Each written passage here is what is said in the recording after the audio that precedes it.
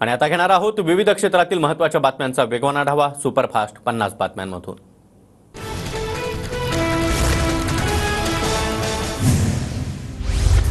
Pune hit and run प्रकरणी सरकार action मोडवर। राज्याचे गृहमंत्री देवेंद्र फडणवीसांची अचानक पुणे पोलीस आयुक्तालयाला भेट। कल्याणीनगरमधील अपघाताचा फडणवीसांकडून आढावा। बालन्याय मंडळानं आरोपीला संज्ञान ट्रीट करण्याबाबत वेगळी भूमिका घेतली। फेरविचार केला नाही तर पोलीस वरिष्ठ कोर्टामध्ये दाद मागणार। फडणवीसांची माहिती। पुण्यातली घटना गंभीर आहे। अपघात प्रकरणामध्ये कलम 304 लावण्यात आल्याची माहिती गृहमंत्री देवेंद्र फडणवीस यांनी दिली। आणखी कठोर कारवाईबाबत पोलिसांसोबत चर्चा झाल्याची देखील माहिती। आरोपीला कुणी पिझ्झा बर्गर दिल्याचं सीसीटीव्हीमध्ये आढळलं तर अशा पोलीस अधिकाऱ्याला बडतर्फ करू। देवेंद्र फडणवीसांचं कारवाईचं आश्वासन। पुणे अपघातातील अटक केलेल्या आरोपींना 3 दिवसांची पोलीस कोठडी।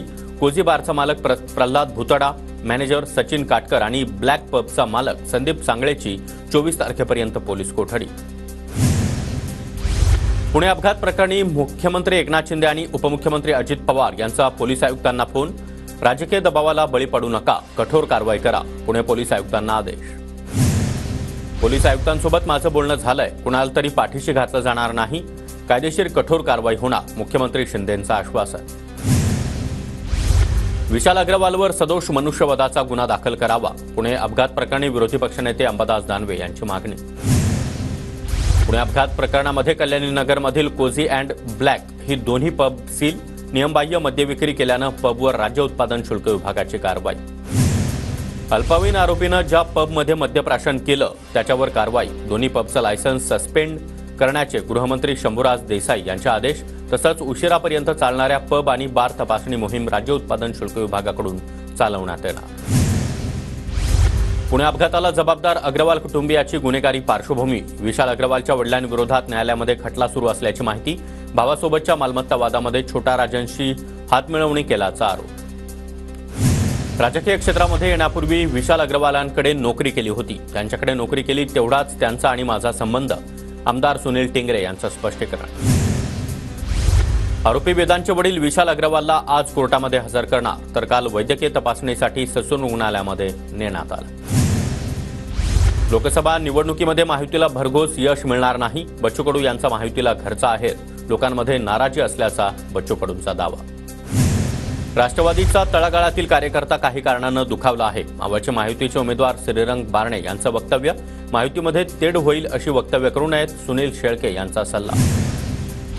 तुळजाभवानी मंदिरातील 2 खासगी सुरक्षा रक्षकांची हकालपट्टी। भाविकांशी गैरवर्तन केल्यानं मंदिर संस्थांची कारवाई।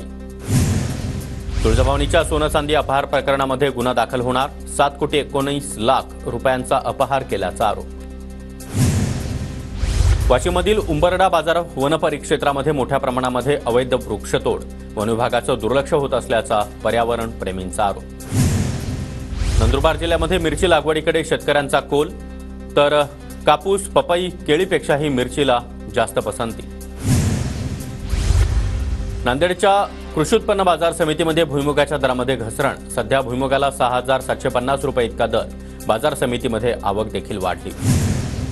नंदुरबारमध्ये कांद्याला भाव मिळत नसल्यानं बळीराजा हतबल, तर दुसरीकडे उन्हाळी कांदा लागवडीला देखील सुरुवात। नंदुरबारमध्ये वातावरण बदलामुळे ज्वारीमध्ये घट। बाजार समितीमध्ये ज्वारीची आवकही कमी। परभणीमध्ये शेतीपूर्व मशागतीच्या कामांची आता लगबग। मान्सून वेळेवर दाखल होण्याचा हवामान विभागाच्या अंदाजानंतर बळीराजा आता मशागतीच्या कामांमध्ये गुंतला। माढा तालुक्यामध्ये वादळी वाऱ्यासह पावसाची हजेरी। वादळी वाऱ्यामध्ये केळीचं मोठं नुकसान। नंदुरबारच्या तळोदा आणि अक्कलकुवा तालुक्यामध्ये अनियमित वीज पुरवठा। वीज खंडित झाल्यामुळे पिकांचं मोठं नुकसान। महावितरणच्या भोंगळ कारभाराचा शेतकऱ्यांना फटका। वाशीममध्ये टीव्ही9च्या बातमीचा इम्पॅक्ट। पावसामुळे वाशीममधील कृषी उत्पन्न बाजार समितीमधील शेतमाल भिजल्याची बातमी टीव्ही9नं दाखवली होती, तर आज शेतमाल ठेवण्यासाठी शेड उपलब्ध। अकोटमध्ये वादळी वाऱ्यासह गारपीट। केळीच्या बागांना गारपिटीचा मोठा फटका। अवकाळी पावसामुळे बळीराजाची चिंता वाढली। परभणीमध्ये अवकाळी पावसाचा आंब्यावर परिणाम। सततच्या अवकाळी पावसामुळे आंब्याच्या उत्पादनात मोठी घट।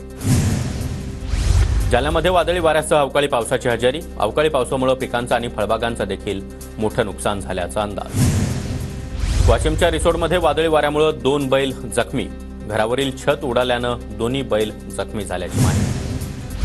हिंगोली जिल्ह्यामध्ये अवकाळी पावसाचा थैमान. सेनगाव तालुक्यामध्ये विद्युत पोल जमीनदोस्त. सेनगाव शहरासह 25 ते 30 गावांमधील विद्युत पुरवठा खंडित होण्याची शक्यता. हिंगोलीच्या माथामधील 7 ते 8 नागरिक पावसामुळे गंभीर जखमी. वादळी वाऱ्यानं घरावरील पत्रे उडाल्यानं अनेकांचा संसार उघड्यावर.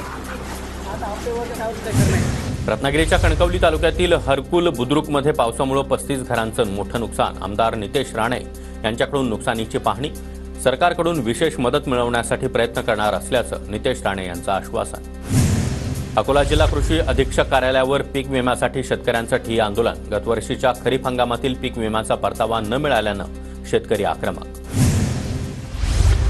हिंगोलीच्या सेनगावमध्ये पाईपलाईन फुटल्यानं पाणी टंचाईची समस्या. पाईपलाईनच्या दुरुस्तीनंतर देखील प्रभाग क्रमांक 4 मध्ये पाणीपुरवठा नाही. महिलांची पाण्यासाठी भटकंती.